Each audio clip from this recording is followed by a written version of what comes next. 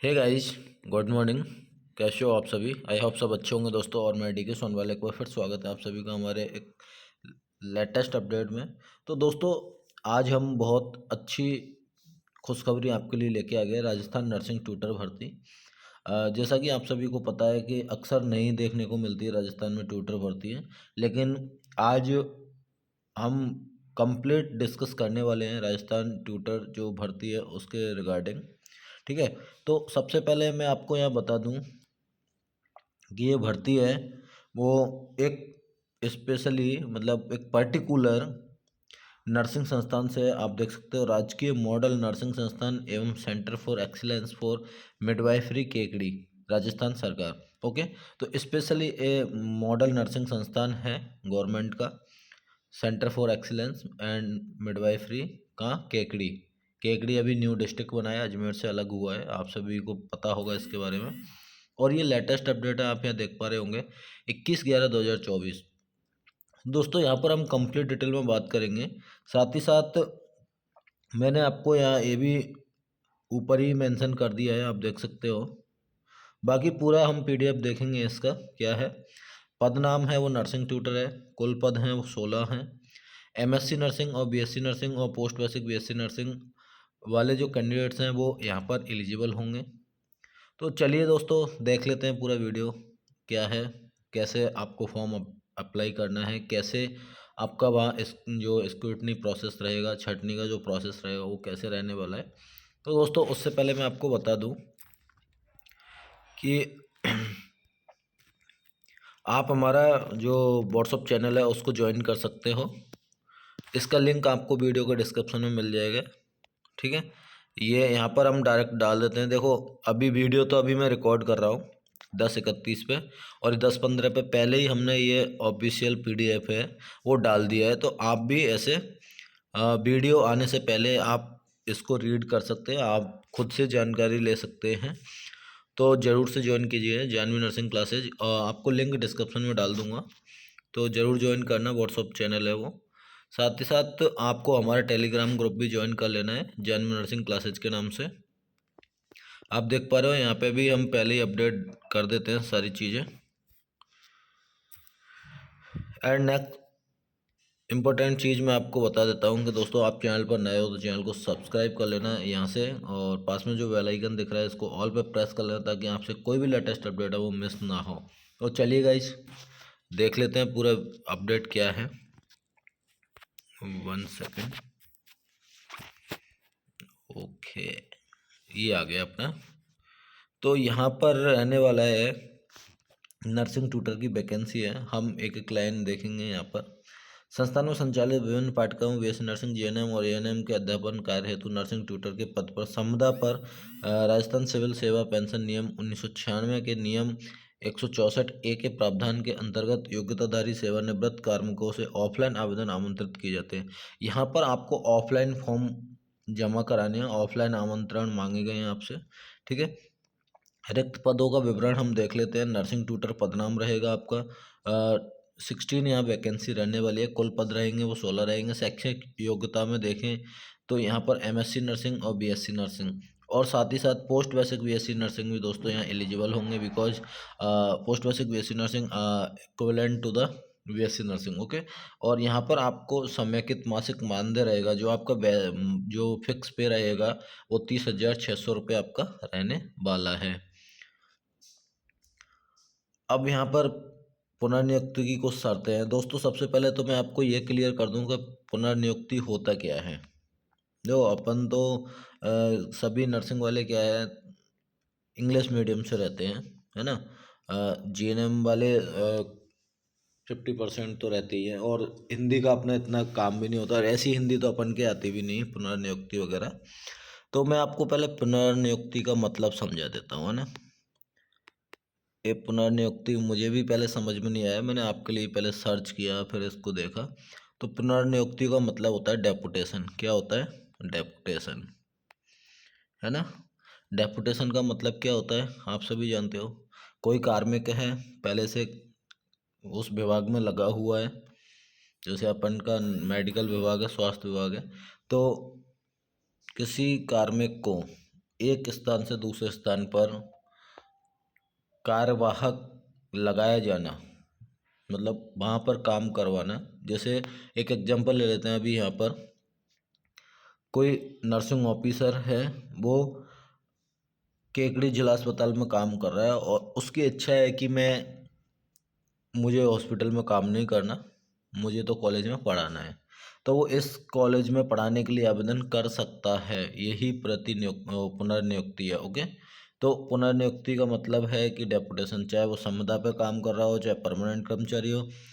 अब मैं सैलरी का भी यहाँ पर डिस्कस करूँगा, फिर आपको एक डाउट्स आएगा कि सर अगर उन्हीं को लेंगे तो फिर सैलरी का क्या रहेगा। अगर आप परमानेंट स्टाफ हो, स्टाफ नर्स या नर्सिंग ऑफिसर परमानेंट हो, आपका सैलरी अभी मान के चलो 60,000 बन रहा है, तो आपको पेमेंट वही मिलेगा।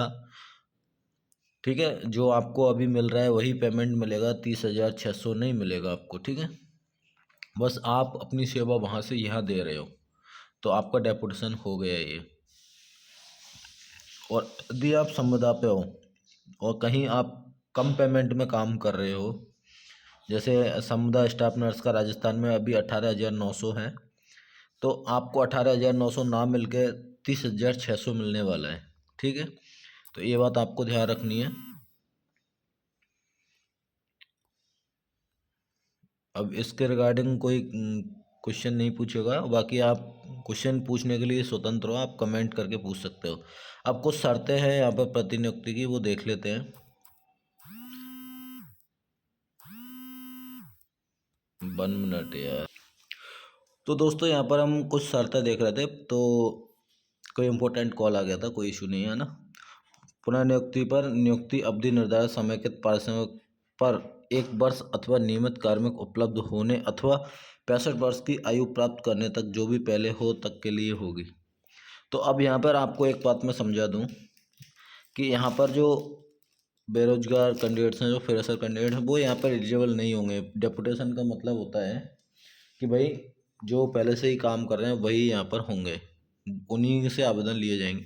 इसलिए यदि मान के चलो आपको ले लिया है, 1 साल बाद कोई परमानेंट स्टाफ आ गया, तो आपको तो निकाल देंगे, तो आप तो बेरोजगार फिर से। तो इसलिए यहाँ पर डेपुटेशन पे ही फिल करेंगे ये लोग, है ना। या तो 1 वर्ष तक या फिर नियमित कार्मिक तक। और अगर नियमित कार्मिक नहीं आता है और 1 वर्ष तक अथवा नियमित कार्मिक, और नियमित कार्मिक नहीं आता है, तो फिर आप 65 साल तक यहाँ पर अपनी सेवा दे सकते हैं। पुनर्नियुक्ति पर नियुक्त कार्मिकों को कार्मिक विभाग के द्वारा निर्धारित नियमानुसार मानदेय दिया होगा, जो वित्त विभाग करेगा, फाइनल जो भी करेगा सैलरी का, पेमेंट का।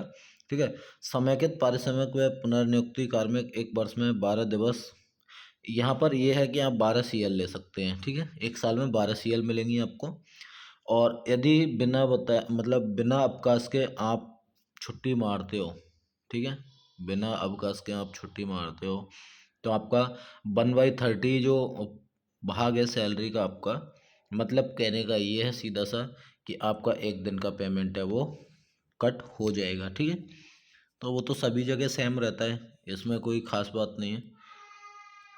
उसके बाद में राजकीय कार्य से यात्रा करने पर जो टीए दिया जाएगा, यात्रा भत्ता को टीए बोलते हैं, ट्रांसपोर्ट अलाउंसेस, तो वो आपको दिया जाएगा। विद्यमान यात्रा भत्ता नियमों के अधीन दिया जाएगा, आपको ये ध्यान रखना है। पुनर्नियुक्ति किसी भी शर्त से भंग करने पर, यदि आप किसी भी जो टर्म्स एंड कंडीशंस हैं उनको फॉलो नहीं करते हो, आप पॉलिसी जो बनेगी उसका आप क्या बोलते हैं उसके अंडर में मतलब रह के काम सही से नहीं करते हैं, तो आपको 15 दिन का पहले प्री इन्फॉर्म नोटिस किया जाएगा। ठीक है, आपको प्री इन्फॉर्म किया जाएगा, नोटिस दिया जाएगा, और सक्षम प्राधिकारी द्वारा, जो वहाँ के जो भी जैसे प्रिंसिपल होंगे वहाँ के, तो उनके द्वारा आपको फिर आपकी सेवा समाप्त कर दी जाएगी। तो ये सभी तो परमानेंट जो और भी जैसे अभी समुदाय पर स्टाफ लगे हुए, स्टाफ नर्स है, CHO है, ये सब पे फॉलो होती हैं चीज़ें ना, ऐसा कुछ भी नहीं है कि यहाँ पर ऐसा कुछ है। राजकीय हित में पुनर्नियुक्ति अवधि में 1 वर्ष अथवा 65 वर्ष की आयु प्राप्त करने तक, जो भी पहले हो तक, अभिवृद्धि आपसी सहमति से की जा सकेगी। तो ये मैंने आपको पहले ही बता दिया। ओके, उसके बाद में संस्था प्रशासन द्वारा आवश्यकता विज्ञापित पदों में कमी या वृद्धि की जा सकती है। पुनर्नियुक्ति अवधि के दौरान कोई चिकित्सा व्यय पुनर्भरण अनुज्ञेय नहीं होगा। किसी प्रकार का आपको मेडिकल फैसिलिटी, जो मेडिकल खर्च है वो नहीं दिया जाएगा। दूरसंचार, मोबाइल, इंटरनेट व्यय का पुनर्भरण आपको किसी भी प्रकार का ये नहीं दिया जाएगा। ठीक है। अब आप सबसे इम्पोर्टेंट बात पे आ जाते हैं हम कि विज्ञापित पदों से अधिक आवेदन प्राप्त होने की स्थिति में उच्च योग्यताधारी आवेदकों को नियुक्ति में प्राथमिकता दी जाएगी। उच्च योग्यताधारी, जैसे 16 पद हैं और 16 से ज़्यादा आ गए तो वो तो आने ही है, क्योंकि राजस्थान है ये तो नर्सिंग फैक्ट्री के नाम से जाना जाता है ना। तो ज़्यादा फॉर्म आ गए तो क्या करेंगे, जैसे 100 फॉर्म आ गए बीएससी नर्सिंग के और 5 फॉर्म आए एमएससी नर्सिंग के, तो यहाँ पर सबसे पहले एमएससी नर्सिंग वालों को प्राथमिकता दी जाएगी, बीएससी नर्सिंग और पोस्ट बीएससी वालों को नहीं दी जाएगी। ठीक है, इस तरीके से इन्होंने ये टर्म्स एंड कंडीशन डाल दिए। उक्त विज्ञप्ति सक्षम स्तर से अनुमोदन उपरांत जारी की जा रही है। मतलब उच्च स्तर से ये पहले से मतलब इन्होंने सब कुछ कर लिया है, तो कोई दिक्कत वाली बात नहीं है। आवेदन पत्र में आवश्यक दस्तावेज दिनांक 10/12/2024 तक कार्यालय समय में डाक के माध्यम से या व्यक्तिगत कार्यालय में समय में जमा करवा सकते हैं। निर्धारित तिथि के पश्चात प्राप्त होने वाले आवेदन पत्रों पर विचार नहीं किया जाएगा। पत्र व्यवहार का पता निम्नानुसार है। अब यहाँ पर इम्पोर्टेंट पॉइंट है अपने लिए 12वां। तो आपको जितने भी आपके एजुकेशनल क्वालिफिकेशन जो डॉक्यूमेंट्स हैं वो, साथ ही साथ आवेदन पत्र। अब आवेदन पत्र कहाँ से मिलेगा, इन्होंने वेबसाइट पे भी नहीं डाला, इन्होंने इसके साथ में भी अटैच नहीं किया है। तो आपको जो आवेदन पत्र है वो मिलेगा सीधा सीधा आप जाइए राजकीय मॉडल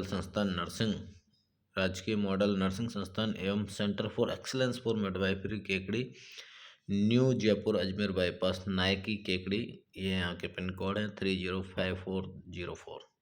आप जाइए यहाँ पर दिया गया है व्यक्तिस, मतलब इंडिविजुअली आप जा सकते हो, फिजिकली आप जाइए वहाँ से आप फॉर्म लीजिए और आप फॉर्म भरिए और आपके डॉक्यूमेंट्स लेके जाइए साथ में, जो जो आपसे मांगा जाता है वहाँ उनसे सलाह लीजिए और सब कंपाइल करके फाइल को और वहाँ जमा करा दीजिए। ठीक है, ये था complete process. So I hope you get it all information and thanks for watching this video guys. फिर मिलेंगे ऐसे ही किसी अच्छे अपडेट के साथ में।